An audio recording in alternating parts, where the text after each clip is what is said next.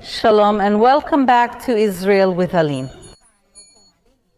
Today we are in the south of Galilee in a surprising place in the mysterious city of the dead called Beit Shearim. Why did a small city in Galilee need gigantic walls and huge gates to defend the city? And why did people from different regions of the ancient world come to be buried here? What mysteries and secrets does this city hold? So, if you're ready, let's get started. The city of Beit Shearim was built a little over 2,000 years ago during the time of King Herod. And it is very important, which is why it was designated as a World Heritage Site by United Nations Educational, Scientific and Cultural Organization. Beit Shearim means the house of gates. That's because there were probably large gates here in the city, along with the big walls. In fact, one of these gates was found during the archaeological excavations in 2015, which means not long ago. We also know the city by its Greek name Bissara, and the first person to call the city Bissara was Flavius Josephus, a great historian who lived during the Roman period. And even though Beit Shearim was a relatively small city, it would become the largest necropolis in all of Israel. A necropolis is a city of the dead and one of the densest in the entire Roman Empire. People from all over the world came to be buried here, and one of the entrances to this world of the dead is through this door. And that's where we're going now to discover some of the secrets of this city. And I think Beit Shearim is such an amazing place, but at the same time it surprises me that it's so little known.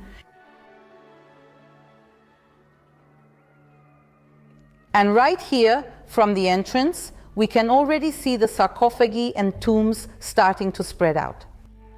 And you will be amazed by the size of this underground city. It's a real labyrinth.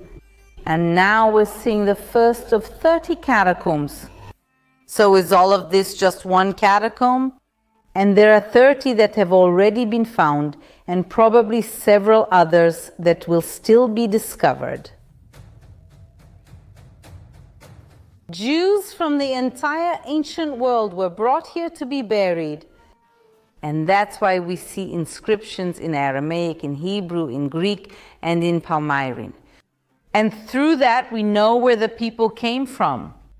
There are people here who lived in Tyre, in Sidon, in Beirut, which nowadays are in Lebanon, and in Antioch, which is now part of Turkey.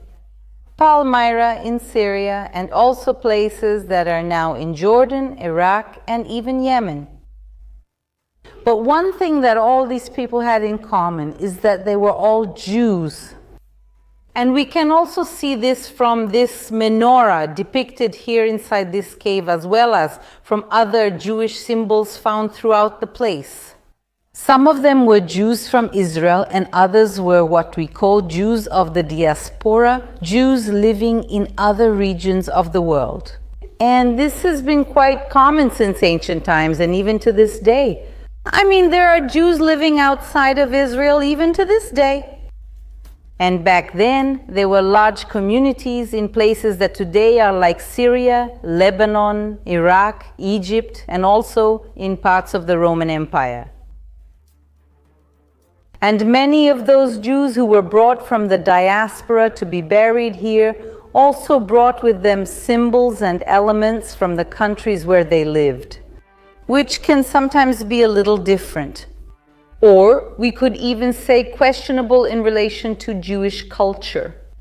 An example is this sarcophagus here, so beautiful, but on top it has the representation of a bull, and below a bird, an eagle. The eagle, which was often also associated with the Roman Empire itself. And here, another example of sarcophagus decoration. We can see two lions here.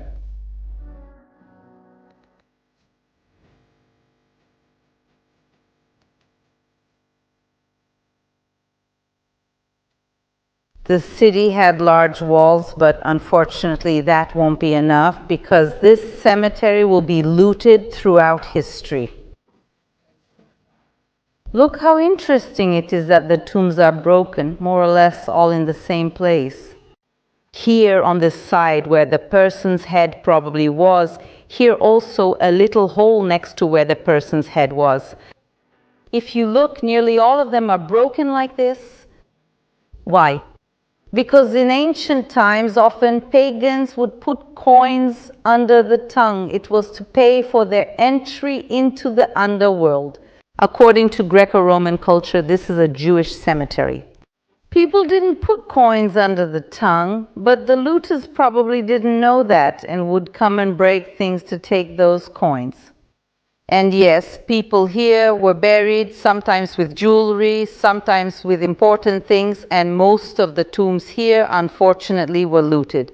We found some of them intact.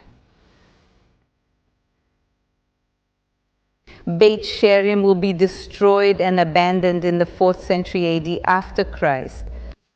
So the newest things you're seeing here are at least 1,600 years old. And this place will only be rediscovered in 1871. So, unfortunately, the only people who came through here for centuries were actually tomb raiders.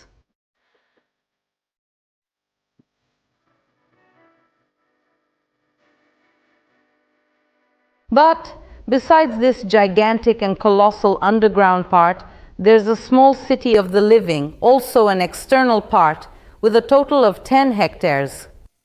And besides the houses, a synagogue was found here, there was a small olive oil industry, a study house was found, public buildings, and of course the walls and gates.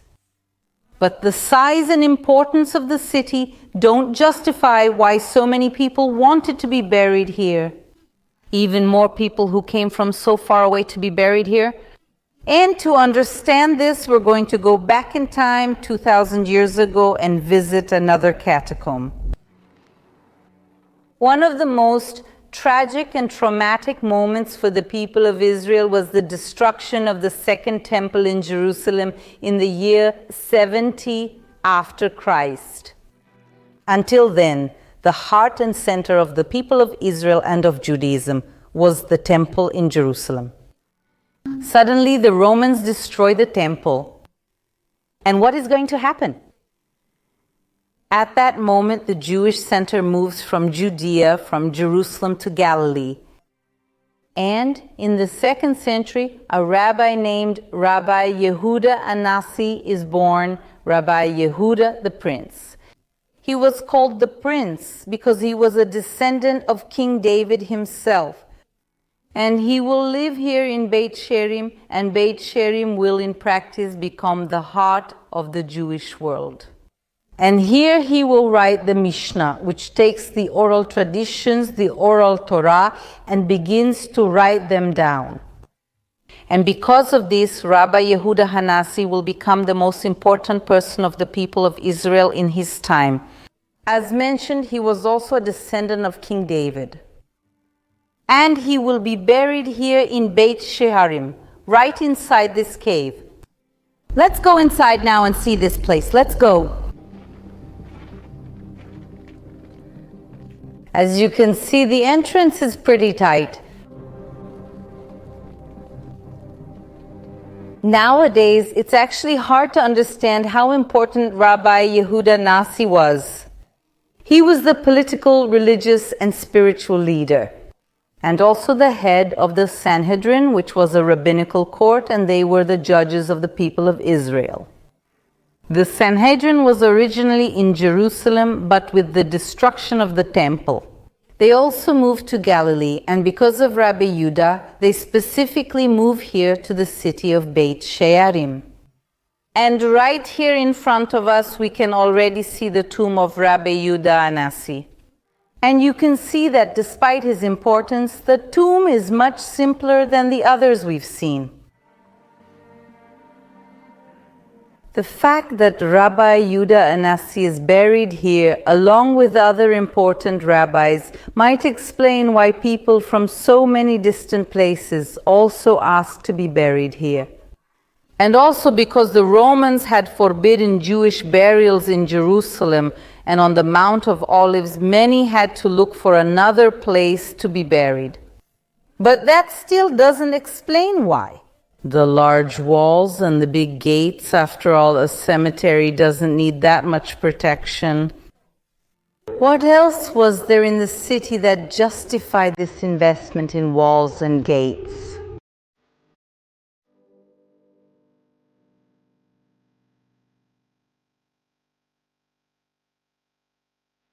And the answer to this mystery might be in this block right here. What you're seeing, everyone, isn't stone. This is a 9-ton block of glass. Yes, this is glass, everyone. Now, how do you produce such a gigantic piece of glass? They used this cave as a huge furnace. They had to burn 10 tons of raw material to reach a temperature of 1,050 degrees over 5 to 10 days. Now, when they produced this glass, there was a small problem. Either the mixture of the materials was wrong, or the material from the cave itself influenced the structure of this glass. And because of that, it ended up with this opaque color and not transparent. So they decided to abandon it and remake it somewhere else. Now, what's so special about a glass block? First, as you saw, making glass like this is not simple at all, but glass was considered a luxury in the ancient world. Only the wealthiest people could afford glass. And it was used for small products, sometimes used in jewelry and perfume bottles, but it wasn't something simple to produce. And the few people who knew the secret of glass production in the ancient world, folks, were doing very well in life. We could say that this secret was worth more than the valuable glass itself. Besides the glass factory that was found here and this 9-ton block that went wrong, they also found complete and perfect glass pieces. Look at these little glass jars here. How wonderful they are. They're original people from the Roman period, and back then they would have cost a fortune. And one of the places where glass may have been used is in Solomon's temple itself, 3,000 years ago, even before the city of Beit Shearim, as it is written in the first book of Kings 6.4. Halonish kufim atumim, which means transparent windows. And atumim can mean waterproof or opaque, but halonish kufim, transparent windows, probably refers to windows with glass.